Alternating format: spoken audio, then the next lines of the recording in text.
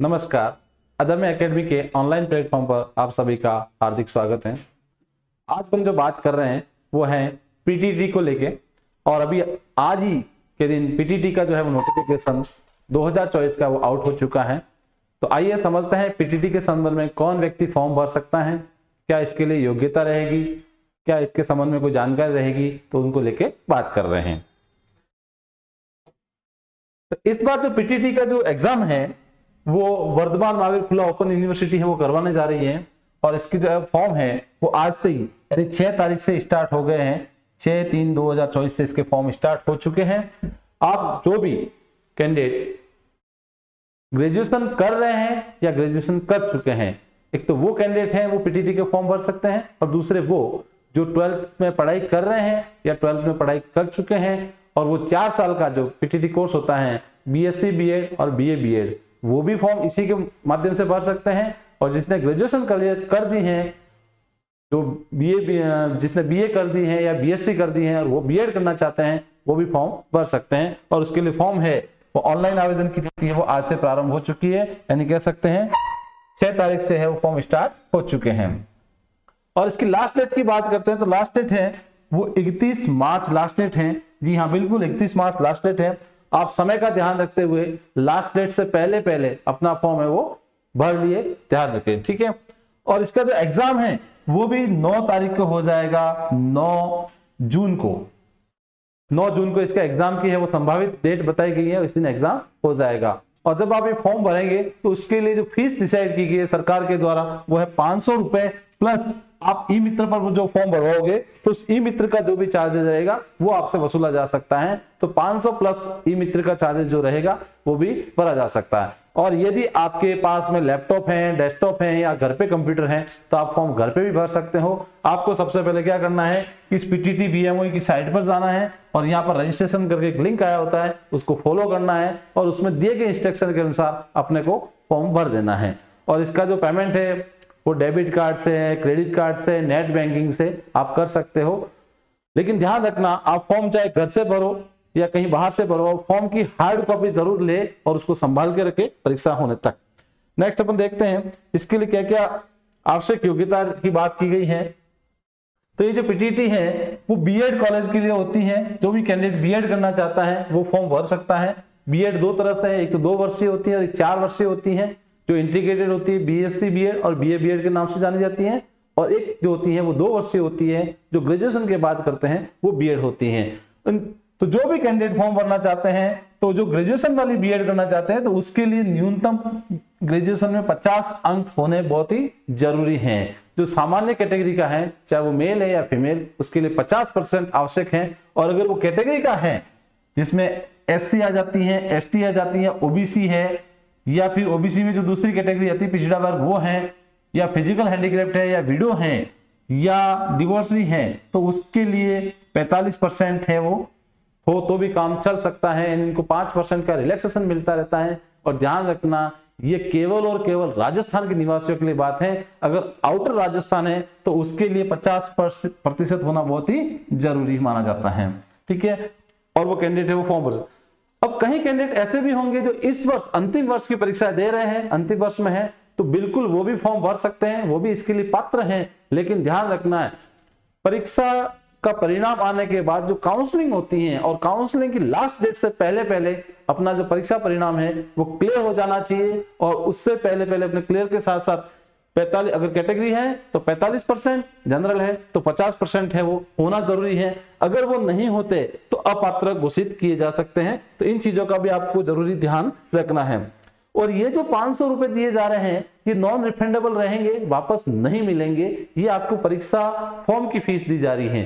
परीक्षा के बाद जब काउंसलिंग होती है और काउंसलिंग में अगर आप भाग लेते हैं तो उसके लिए आपको 5000 का चालान है वो करवाना जरूरी होता है। उसके लिए 5000 चालान की बात की गई है।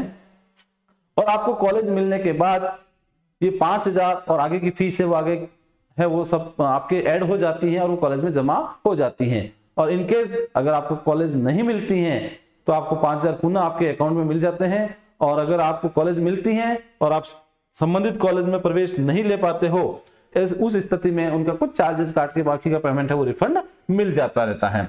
अब जो परीक्षा होगी इसमें नियमानुसार है वो आरक्षण भी मिलता है। तो आरक्षण जो भी सरकार के नियमानुसार रहता है, जैसे एससी के लिए 16% है, एसटी के लिए 12% है, ओबीसी के लिए 21% है, एमबीसी है उसके लिए 5% है, और जो विडो कैटेगरी के कैंडिडेट होते हैं या डिवोर्सी होते हैं उनमें सरकार जो भी डिसाइड करती है वो सरकार के अनुसार जो भी रहता है वो रहता है। और जो फिजिकल हैंडीक्राफ्ट होते हैं उनके लिए 5% का रिजर्वेशन रहता है। आर्मी या उनसे जुड़े जो लोग होते हैं उन पर डिपेंडेंट है उनके लिए 5% है। और हाल ही में ईडब्ल्यूएस के लिए व्यवस्था की गई है, वो भी 10% इसमें आरक्षण लागू माना जाता है। तो ये सारे के सारे जो नियम है वो परीक्षा परिणाम में अलग अलग मेरिट को बनाने के लिए उपयोगी रहते हैं।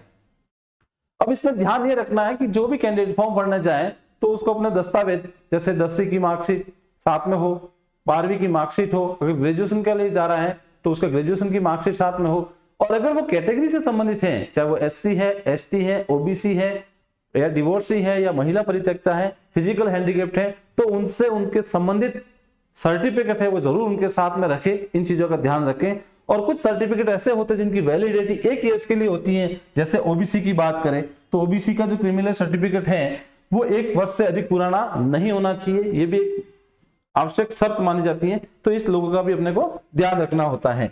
तो इन सभी चीजों का ध्यान रख के आप फॉर्म भर सकते हैं और इसकी तैयारी कर सकते हैं। ठीक है। अच्छा, कुछ एक कंडीशन इसमें यह भी आती है कि कुछ ऐसे कैंडिडेट जो फिजिकल हैंडीकैप तो है लेकिन किसी भी कारणवश वो बोर्ड पर लिख नहीं सकते हैं, और जो बोर्ड पर लिख नहीं सकता है, चाहे उनके दोनों पैर, हाथ या जो भी हैं, वो मेडिकल बोर्ड के अनुसार ये रहता है कि वो बोर्ड पे लिखने में असमर्थ है, तो वो इसके लिए पात्र नहीं है, बिल्कुल भी पात्र नहीं माना जाता है। उसके लिए क्लियर पॉइंट लेकर रखा है कि अभ्यर्थी जो दिव्यांग वर्ग से हो लेकिन श्यामपट्ट सेक्शन कार्य में असमर्थ है, पात्र नहीं है।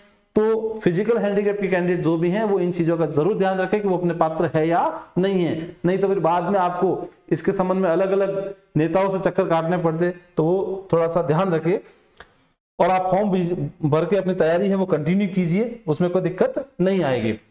अब कहीं आप फॉर्म भरने जाओगे तो उसमें सब्जेक्ट का चूज करना होता है, टीचिंग सब्जेक्ट जिसको कह सकते हैं। तो टीचिंग सब्जेक्ट के बारे में एक ग्रुप बना होता है, उसी के रिलेटेड ग्रुप है वो आपको फॉर्म में दिए जाते हैं, और वो आप उसकी सहायता से, उसके इंस्ट्रक्शन में दिए हैं, उस इंस्ट्रक्शन से देखिए और आप उसको आराम से कर सकते हो। और ध्यान रखिए, जैसे कि कोई आर्ट्स का स्टूडेंट है और उसकी ग्रेजुएशन में एक सब्जेक्ट लैंग्वेज है और 2 सब्जेक्ट अन्य रहे हुए हैं, तो वो एक सब्जेक्ट लैंग्वेज और दूसरा सब्जेक्ट कोई भी टीचिंग में जैसे हिस्ट्री, पॉलिटी, ज्योग्राफी, इकोनॉमी जो रहा है वो ले सकता है। लेकिन एसएसटी वाला ध्यान रखे कि उसके 2 सब्जेक्ट, कोई भी 2 सब्जेक्ट का कोर ग्रुप उसके ग्रेजुएशन में होना जरूरी है। एक लैंग्वेज और 2 सब्जेक्ट वो हो तो ही वो एसएसटी के फॉर्म में जा सकता है। अगर किसी विद्यार्थी ने 2 लैंग्वेज ले रखी है और केवल एक सब्जेक्ट है वो एसएसटी कोर ग्रुप का है, तो उस स्थिति में वो अन्य सब्जेक्ट एसएसटी सब्जेक्ट है वो उसके लेने के लिए पात्र नहीं होगा। इन चीजों का भी ध्यान रखना है। और एक जो है, कैंडिडेट फॉर्म भरते समय स्वयं का मोबाइल नंबर जरूर दे ताकि उसको है वो इंफॉर्मेशन उसमें मिलती रहेगी। बार बार मैसेज वगैरह आते रहते हैं, और नंबर वही दे जो आपके पास परमानेंट हो। ऐसा नहीं हो कि आप नंबर चेंज करते हैं, उस स्थिति में अपने मम्मी पापा या बड़े भाई के नंबर दे सकते हो। साथ ही अभी ये भी व्यवस्था की है कि अपने पास जो बैंक अकाउंट होता है उस बैंक अकाउंट की डिटेल भी अपने को जरूरी होती है, और वो जब आप कॉलेज रिपोर्टिंग नहीं करते हैं या नंबर नहीं आता है तो फीस को रिफंड लेने के लिए काम आती है, तो वो भी अभी अपडेट करवाई जाती है। ये भी ध्यान रखें और उसमें भी कोई चेंजेस नहीं हो, इन चीजों का भी ध्यान रखें। कुछ स्थिति ऐसी बनती है कि ग्रेजुएशन में परसेंटेज कम है तो पीजी के बेस पर वो फॉर्म भर सकता है, लेकिन ध्यान रखना सब्जेक्ट का जो चयन होता है वो ग्रेजुएशन के बेस पर ही होगा, वो भी ध्यान रखा। एक एग्रीकल्चर वाले को जरूर ध्यान रखना है कि कोई एग्रीकल्चर लिया वो विद्यार्थी हैं और वो पीटीटी बीएससी एग्रीकल्चर कर चुका है और पीटीटी का टेस्ट देना चाहता है तो बिल्कुल वो दे सकता है, लेकिन उसको जनरल साइंस में एडमिशन मिलेगा। इस बात का भी वो ध्यान रखे कि उसको जनरल साइंस है वो मिलेगी। ठीक है, तो ये सारी की सारी सामान्य जानकारी है जो आपको मैंने बता दी है। और जो 4 वर्ष का कोर्स है बीए बीएड और बीएससी बीएड, तो ये 4 वर्ष के कोर्स के लिए भी ये भी शर्त मानी जाती है, जिसमें जो बच्चा 12वीं में भी पढ़ रहा है हाल ही में वो भी फॉर्म भर सकता है, बेशर्त कि काउंसलिंग शुरू होने से पहले या काउंसलिंग की लास्ट डेट से पहले उसके पास अपनी डिग्री है या अपना जो 12th है वो क्लियर होनी चाहिए। और उसके लिए भी 45% अगर कैटेगरी का है तो उसके लिए न्यूनतम है, और अगर जनरल कैंडिडेट है तो उसके 50% नंबर अति आवश्यक माने जाती हैं। अब इसमें एक ध्यान रखने वाली बात ये होती है कि बहुत से ऐसे विद्यार्थी होते हैं जो एनसीवीटी से कोर्स कर रखे होते हैं, जैसे 10th करने के बाद एनसीवीटी होता है और उसके उन्होंने आईआईटी आईटीआई डिप्लोमा वगैरह कर रखा है, तो बिल्कुल वो भी सरकार ने वैलिड कर दिया है। ऐसे करने वाले कोर्स वो भी 12th के समकक्ष माने जाएंगे और वो भी फॉर्म भर सकते हैं। कुछ ऐसे विद्यार्थी भी हो सकते हैं जिन्होंने कोटा ओपन यूनिवर्सिटी से एक कोर्स होता है बीएपी, जो 10वीं पास के समकक्ष माना जाता है, और बीएपी करने के बाद अगर उन्होंने आगे पढ़ाई की है ग्रेजुएशन की, तो वो भी बीएड कोर्स के लिए एलिजिबल होंगे, वो भी बीएड कर सकते हैं। तो उन चीजों का भी ध्यान रखें, वो एलिजिबल रहेंगे। बाकी आप इन नियमावली को पढ़ेंगे तो आपको सारी की सारी जानकारी है वो मिल जाएंगी। इन सभी चीजों का ध्यान रखें। और इसके जो टेस्ट पैटर्न की बात करेंगे, तो ये टेस्ट पैटर्न के बारे में मैं नेक्स्ट अगला एक जो है वीडियो बनाऊंगा, उसको आप देखिए तो आप उसको अच्छे से समझ सकते हैं।